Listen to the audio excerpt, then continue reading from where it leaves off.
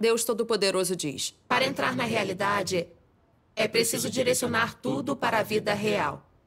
Se ao acreditar em Deus, as pessoas não puderem chegar a se conhecer por meio da entrada na vida real, se não puderem viver a humanidade normal na vida real, então elas se tornarão fracassos. Todos aqueles que desobedecem a Deus não podem entrar na vida real.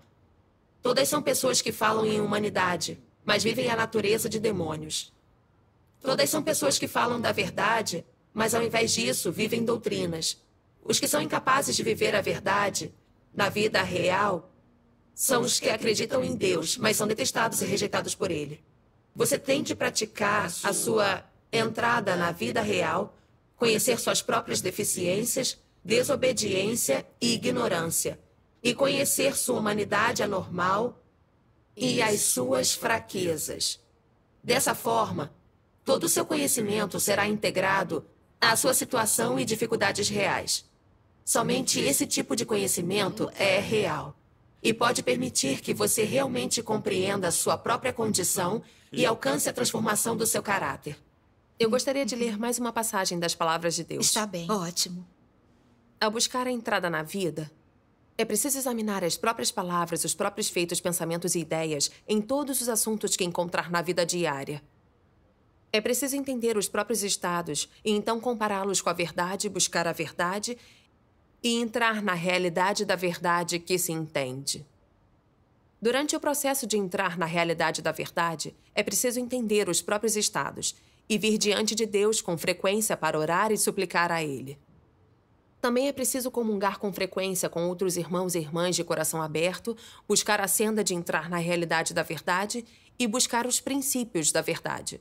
Por fim, se chegará a conhecer os caracteres que se revelam na vida diária, se Deus sente alegria com eles ou não, se a senda que pratica é correta ou não, se comparou ou não os estados encontrados dentro de si por autoexame com as palavras de Deus, se esses foram verificados acuradamente ou não, se estão de acordo com as palavras de Deus ou não, e se verdadeiramente fez uma conquista ou não e de fato ganhou a entrada em relação àqueles estados que estão de acordo com as palavras de Deus.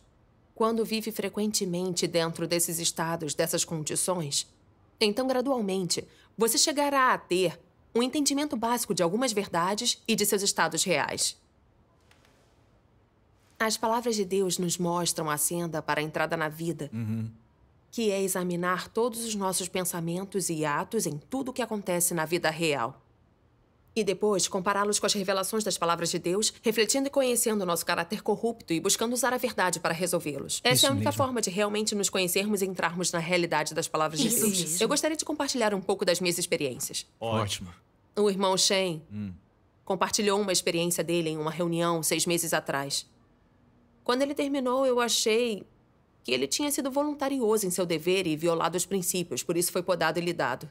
Tinha acabado de exercer autocontrole sem inventar desculpas, e ele parecia ter se submetido. Mas o motivo dele ter sido voluntarioso em seu trabalho, que caráter corrupto estava controlando ou qual era a raiz daquilo, ele não tinha refletido nem tentado entender tudo isso, nem buscou a verdade para tentar resolver essas coisas. A obediência dele só consistia em seguir as regras. Não podia ser considerada submissão real. Eu me perguntava, eu devo mencionar esse defeito a ele? Sim. Mas aí eu pensei, o irmão Shen é crente há mais tempo que eu e o entendimento e a experiência dele são maiores que os meus. Se eu sugerir algo a ele, vou parecer uma criança dando lição de moral? Vou parecer arrogante? É melhor eu não dizer nada. Quando ele terminou sua comunicação, ele pediu que mencionássemos defeitos que nós notamos nele. Eu queria apontar o seu problema, mas não consegui. Eu pensei, ele é muito mais velho do que eu sou. Se eu disser que ele não se submeteu de verdade, que está só seguindo regras, ele vai perder moral e vou constrangê-lo. Se ele não aceitar e disser que sou muito arrogante e inexperiente, vou ficar com muita vergonha. Eu não o conheço bem e não vale a pena dar a ele uma impressão ruim de mim. Eu hesitei por muito tempo, mas depois disse, você tem uma vasta experiência e algum entendimento prático. Me senti estranha depois de dizer isso. Eu vi os problemas dele claramente, mas não falei nada sobre eles. Em vez disso, eu só disse algo legal e fui contra a minha própria consciência. Não tinha nada de sincero nem honesto nisso. Então eu pensei nos nossos encontros durante aquele período, quando todos compartilhavam. Deveríamos refletir e conhecer mais sobre nós mesmos todo dia, para ver quantas mentiras ou meias-verdades nós já contamos. Quantas coisas dissemos por motivos pessoais. E que coisas dissemos ou fizemos que iam contra a verdade. Eu percebi que não fiz nada além de mentir para o irmão Shen. Eu sabia que Deus nos encoraja repetidas vezes para sermos honestos, para sermos francos e falarmos a verdade. Isso. Mesmo assim, eu não conseguia praticar esse requisito tão básico. Naquele momento, eu comecei a me sentir incomodada. Me coloquei logo diante de Deus em oração para pedir a Ele para me guiar em meu autoconhecimento. E aí, li estas palavras de Deus. Vocês todos são bem educados. Todos atentam em ser refinados e contidos em seu discurso, bem como a maneira como falam. São cuidadosos e aprenderam a não causar danos ao respeito próprio e à dignidade dos outros. Em suas palavras e ações, vocês deixam espaço de manobra para as pessoas. Fazem tudo o que podem para deixar as pessoas à vontade. Não expõem as cicatrizes nem as deficiências delas e tentam não as magoar nem as constranger. Tal é o princípio pelo qual a maioria das pessoas age. E que tipo de princípio é esse? É conivente, escorregadio, astuto e insidioso. Por trás dos rostos sorridentes das pessoas, escondem-se muitas coisas maliciosas, insidiosas e desprezíveis.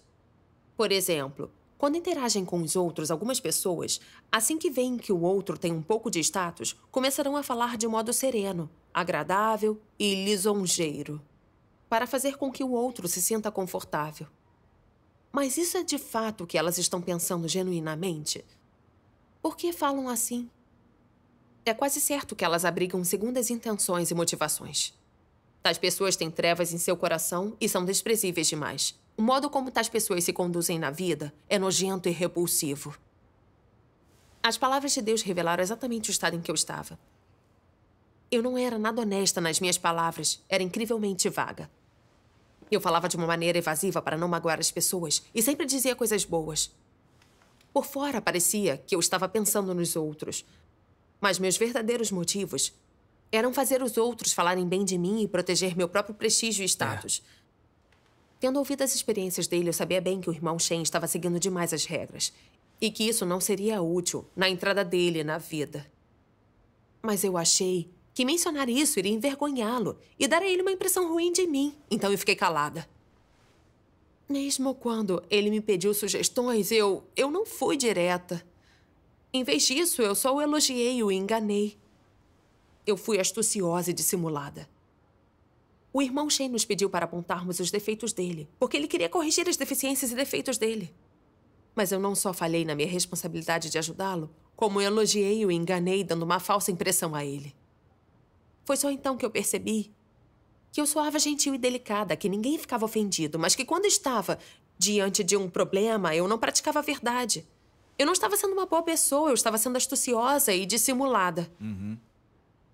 Eu achava que eu era jovem e inexperiente e que eu não sabia como o mundo funcionava. Só quando fui exposta aos fatos, vi que, na verdade, eu era muito ardilosa. E eu comecei a me detestar. Eu não queria mais ser tão dissimulada e desonesta. Então eu orei a Deus, disposta a me arrepender, dizer a verdade e ser a pessoa honesta que Ele exige. Eu planejei anotar os problemas que descobri no irmão Shen e mandar para ele. Mas enquanto eu escrevia, hesitei de novo. Eu tive medo de estar usando as palavras erradas, que não cairiam bem com ele. E que ele poderia pensar que era implicância minha. Além disso, como não mencionei nada disso na hora, se eu apontasse agora, ele não pensaria que eu estava fazendo tempestade em um copo d'água? Talvez eu não deva fazer nada desta vez, pensei, mas da próxima vez eu falo. Mas aquele pensamento me deixou incomodada de novo. Deus não tinha arranjado aquela situação só para o meu entendimento e nada mais. Ele esperava que eu aceitasse as palavras dele e as colocasse em prática. Se eu cedesse e deixasse passar, eu não estaria enganando a Deus? Eu orei a Deus de novo, dizendo: não quero me preocupar mais com a vaidade do irmão Shen, nem considerar o que os outros possam pensar de mim. Deus, me guia para praticar a verdade. Amém. Depois, eu contemplei a experiência do irmão Shen. e a integrei com as palavras de Deus. Anotei os problemas que tinha reparado e um pouco do meu entendimento e mandei para o irmão Shen. Eu me senti muito mais tranquila quando eu pratiquei assim. Recebi uma resposta do irmão Shen no dia seguinte. Ele disse que ficou muito emocionado quando leu a minha carta e que era o amor de Deus que me levara a escrever sobre os problemas dele. Ele percebeu que não vinha se concentrando em buscar a verdade nos problemas e que quando ele era podado e lidado, ele só empurrava com a barriga. Ele escreveu que estava pronto para corrigir os erros na forma como ele vivenciava as coisas. Quando terminei de ler a resposta dele, fiquei muito emocionada. Senti que não precisava mais me preocupar tanto com as minhas interações com os irmãos e irmãs. Eu só precisava ter um motivo certo para apontar um problema. E todos estariam dispostos a aceitar. É verdade. Todas as minhas preocupações eram coisas da minha imaginação. E eu estava sob controle do meu caráter corrupto. Eu também passei a entender que relacionamentos na igreja não são baseados em filosofias de vida, nem truques enganadores. Eles se baseiam em se colocar as palavras de Deus em prática e em honestidade mútua. Isso mesmo. Isso. Mas eu fui tão corrompida por Satanás e o meu caráter corrupto estava tão enraizado que quando o meu prestígio e os meus interesses eram ameaçados, eu tinha dificuldade em praticar a verdade. Algum tempo depois, descobri que uma jovem irmã às vezes lia romances online. Meu coração disparou e eu pensei, a maioria desses romances online são ficções criadas pelo homem. Se ela encher a cabeça com eles, não vai querer ler as palavras de Deus nem cumprir o seu dever. Verdade. Daí ela perderia a obra do Espírito Santo, o que seria uma perda enorme na vida dela. Isso. Preciso falar desse assunto com ela. Mas quando eu estava prestes a abrir a boca, eu hesitei. Ela vai ficar ofendida e pensar que eu estou me metendo onde não devo? Se ela não aceitar o que eu disser, então vai ser muito estranho vê-la todos os dias. Talvez eu deva denunciar a líder da igreja e deixar que a líder se comunique com ela sobre isso. Mas eu sabia que esse pensamento estava errado. Eu tinha a responsabilidade de comunicar isso a ela porque fui eu que descobri. Eu não deveria passar a responsabilidade para outra pessoa. Eu pensei em tocar nesse assunto com ela várias vezes depois disso. Mas eu nunca consegui abrir a boca. Eu nem sabia por onde começar. Isso se repetia todo dia. Até que um dia, a líder da igreja me perguntou sobre o estado da irmã. Só então eu mencionei isso à líder. A líder disse, para minha surpresa, que estava ocupada com outra coisa e me pediu para que falasse com a irmã. Eu percebi que Deus estava arranjando essa situação para mim, para ver se eu conseguiria renunciar à minha carne e praticar a verdade. Isso mesmo. Eu pensei em como eu vinha me sentindo incomodada fazia um tempo. Principalmente quando eu vi aquela irmã, eu me sentia assombrada por não ter falado com ela. Eu não tinha demonstrado amor por ela, nem cumprido minha responsabilidade, e a minha consciência estava sofrendo. Eu conhecia muito bem os perigos de se envolver em romances online. Satanás usa essas tendências maléficas para enganar e corromper as pessoas, para controlar seus pensamentos e fazer com que evitem Deus, para que se tornem cada vez mais degeneradas e desanimadas e finalmente sejam devoradas por ele. Eu não tinha pensado em como a vida da irmã poderia ser prejudicada, nem em como a distração dela em seus deveres poderia atrapalhar muito a obra da igreja. Eu tinha medo de falar disso e ofendê-la. Eu vinha pisando em ovos para manter a nossa relação.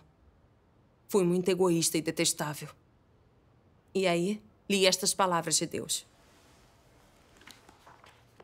Muitas pessoas acreditam que ser uma boa pessoa é, na verdade, fácil. Que simplesmente requer falar menos e fazer mais. Ter um bom coração e não ter qualquer má intenção. Elas acreditam que isso garantirá que prosperarão onde quer que vão, que as pessoas gostarão delas. E que é bom bastante apenas ser tal pessoa. Elas chegam até o ponto de não querer buscar a verdade. Estão satisfeitas apenas por serem pessoas boas. Elas acham que a questão de buscar a verdade e servir a Deus é realmente muito complicada. Requer entender muitas verdades, elas pensam. E quem pode realizar isso? Elas só querem pegar uma senda mais fácil, sendo uma pessoa boa e desempenhando seus deveres. E acham que isso será suficiente. Essa é uma posição sustentável? Ser uma pessoa boa é realmente tão simples? Vocês encontrarão muitas pessoas boas na sociedade, falando de uma maneira muito elevada. E embora externamente pareçam não ter feito algum grande mal, no fundo elas são enganosas e escorregadias. Em particular, são capazes de ver em que direção o vento sopra. E são serenas e mundanas em sua eloquência. Do meu ponto de vista, tal pessoa boa é uma falsa, uma hipócrita. Tal pessoa só está fingindo ser boa. Todos aqueles que se apegam a um meio feliz são os mais sinistros. Tentam não ofender ninguém, agradam as pessoas, aceitam as coisas e ninguém consegue perceber quem são. Uma pessoa assim é um Satanás vivo. As palavras de Deus atravessaram meu coração quando vi que era uma pessoa conveniente, que sempre buscava um meio termo. Nunca ofendia ninguém, não apontava o problema de ninguém, exatamente como as palavras de Deus tinham revelado. Quando eu dizia alguma coisa, eu considerava a situação e com quem estava falando. Eu não magoaria uma amizade nem permitiria que alguém apontasse os meus erros. Eu tinha visto que essa irmã tinha um problema e queria falar com ela sobre ele. Mas quando eu pensava que poderia ofendê-la, eu evitava. Em vez disso, eu passei a bola para o líder da igreja. Eu percebi que eu só estava pensando em mim mesma, que eu repassava tarefas controversas aos outros e não queria que os meus interesses fossem prejudicados. Era assim que eu me comportava com meus irmãos e irmãs. Às vezes, quando eu via que alguém estava em um estado ruim ou revelando corrupção, eu fechava os olhos, não mencionava nada, nem comunicava sobre isso. Por fora, eu parecia me dar bem com todo mundo. Eu parecia ser muito atenciosa. Mas era tudo falso, tudo fingimento. Eu escondia as minhas palavras verdadeiras e sinceras, criando uma fachada. Eu era muito hipócrita. Eu tinha enganado meus irmãos e irmãs. Descaradamente, ainda queria que eles me admirassem. Eu não tinha vergonha nenhuma. Eu vi que eu não passava de uma bajuladora insidiosa e enganosa, uma falsa. Então eu li mais das palavras de Deus. Até que as pessoas tenham experimentado a obra de Deus e ganhado a verdade. É a natureza de Satanás que assume o controle e as domina por dentro. O que especificamente essa natureza acarreta? Por exemplo, por que você é egoísta? Por que protege a própria posição? Por que suas emoções são tão intensas? Por que você gosta daquelas coisas injustas? Por que gosta daqueles males? Qual é a base para você gostar de tais coisas? De onde essas coisas vêm? Por que você fica tão feliz em aceitá-las? Por ora, vocês todos passaram a entender que a razão principal por trás de todas essas coisas é que elas contêm o veneno de Satanás. Quanto ao que é o veneno de Satanás, isso pode ser completamente expresso em palavras. Por exemplo, se você pergunta para alguns malfeitores por que agem dessa maneira, eles responderão: cada um por si e o demônio pega quem ficar por último. Esse simples provérbio expressa a raiz exata do problema. A lógica de Satanás transformou a vida das pessoas. Elas podem fazer coisas por este ou aquele propósito, mas só as estão fazendo para si mesmas. Todas as pessoas pensam que, como é cada um por si e o demônio pega quem ficar por último, deveriam viver pelas próprias causas, fazendo tudo o que puderem para segurar uma boa posição e a comida e a roupa de que precisam. Cada um por si e o demônio pega quem fica por último. Essa é a vida e a filosofia do homem e representa também a natureza humana. Essa afirmação é precisamente o veneno de Satanás. E quando internalizada pelas pessoas, se torna a natureza delas. A natureza de Satanás é exposta através dessas palavras. Elas o representam completamente. Esse veneno se torna a vida das pessoas, bem como o fundamento de sua existência. E corrompeu a humanidade, que tem sido constantemente dominada por esse veneno há milhares de anos. Essas palavras me fizeram entender a raiz de eu ser bajuladora. O que se devia principalmente às filosofias é o veneno de Satanás profundamente entranhados em mim. Por coisas como cada um por si, o demônio pega quem ficar por último. Calar diante das falhas de bons amigos ajuda a criar uma amizade boa e duradoura. E use palavras boas em harmonia com o sentimento e a razão dos outros, já que ser franco aborrece. Eu só pensava no meu próprio prestígio e status. Eu queria que os outros falassem bem de tudo que eu fizesse. E eu me tornei muito egoísta, dissimulada e enganosa.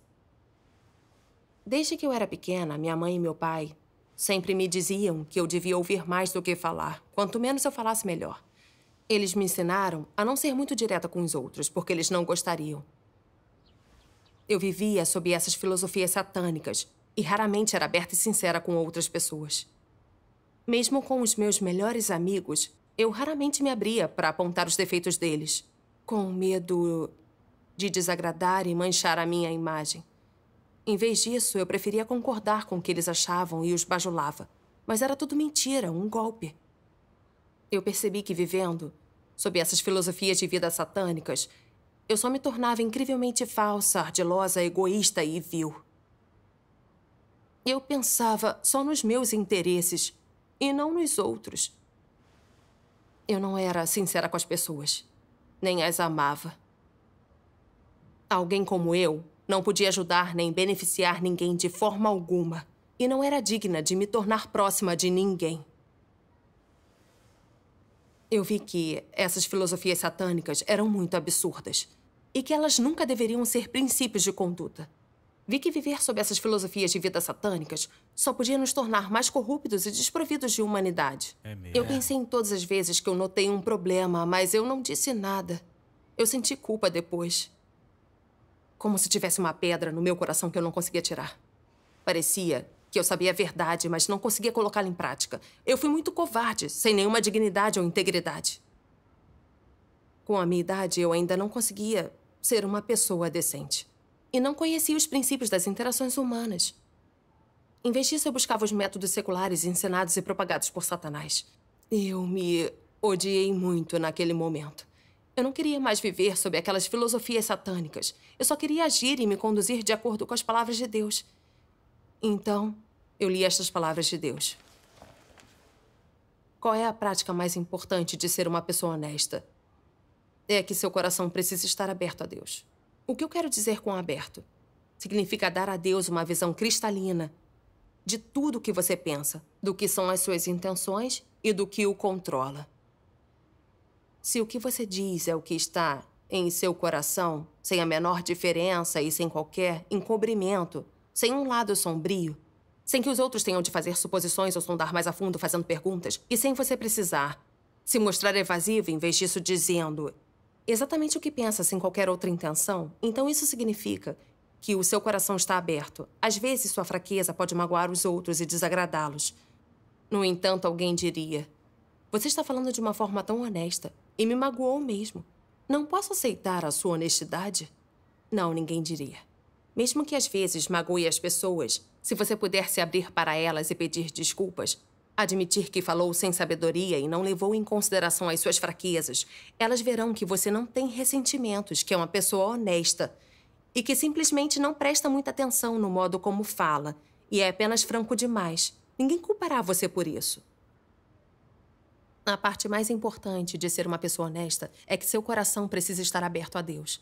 Depois você pode aprender a estar aberto a outras pessoas, a falar com honestidade e verdade, a dizer o que está em seu coração, a ser uma pessoa com dignidade, integridade e caráter, e a não falar de forma bombástica ou falsa, nem usar as palavras para se disfarçar ou enganar os outros. Enquanto eu ponderava a palavra de Deus, eu me emocionei muito. Senti que Deus tinha pegado a minha mão para me ensinar a me portar como um ser humano, a ser uma pessoa honesta, a falar e agir com sinceridade, a abrir completamente meu coração para Deus, a me abrir com meus irmãos e irmãs, sem ter que ser de uma certa forma, nem usar truques. Viver assim não é cansativo. É verdade. Eu falei do problema com a irmã depois e me comuniquei com ela sobre os perigos de se envolver na leitura de romances online. De primeira, ela pareceu bem chateada e foi meio esquisito. Mas ao me abrir e comunicar com ela, ela percebeu que estava em um estado perigoso. Ela disse que não ia mais ler romances online e que ia manter o foco nos deveres dela. Graças a Deus. Ao ouvi-la dizer isso, finalmente consegui respirar aliviada. Mas também me repreendi. Se eu, na verdade, tivesse falado antes, talvez o estado dela tivesse sido corrigido antes. Só porque eu sempre queria ser agradável. Eu não me controlei e não pratiquei a verdade. E as coisas foram se arrastando. Ser bajuladora é muito prejudicial. É verdade mesmo. Depois disso, quando eu via algum problema nos deveres dos irmãos e irmãs, às vezes eu me preocupava ainda em ofendê-los. Mas orando a Deus, praticando conscientemente a verdade e sendo uma pessoa sincera, eu sempre conseguia apontar o problema com verdade depois. Só graças à orientação das palavras de Deus, fui capaz de aprender a me conduzir e interagir com os irmãos e irmãs. eu percebi como as palavras de Deus são preciosas. Elas são os princípios da nossa conduta e dos nossos atos. Seja no nosso dever ou na nossa conduta, sempre precisamos que as palavras de Deus nos guiem. Se buscarmos a verdade quando surgir um problema, teremos uma senda para seguir. Isso mesmo. Amém. No passado, eu concordava em teoria que eu era bajuladora e dissimulada. Mas eu nunca me comparei com as palavras de Deus, sinceramente, para examinar e dissecar o meu caráter corrupto. Também raramente buscava uma senda de prática ou dos princípios das palavras de Deus. Então, meu caráter egoísta e dissimulado não mudava. Embora eu tenha passado por questões insignificantes na minha vida, quando eu me concentro em me examinar e buscar a verdade nas palavras de Deus, sou beneficiada e chego a um entendimento. Eu também sinto a verdadeira paz interior e ganho um pouco da senda de entrada na vida. Entender isso e obter os resultados se deve totalmente às orientações das palavras de Deus. Graças a Deus. Graças a Deus. Isso. Ai, que Graças ótimo. a Deus.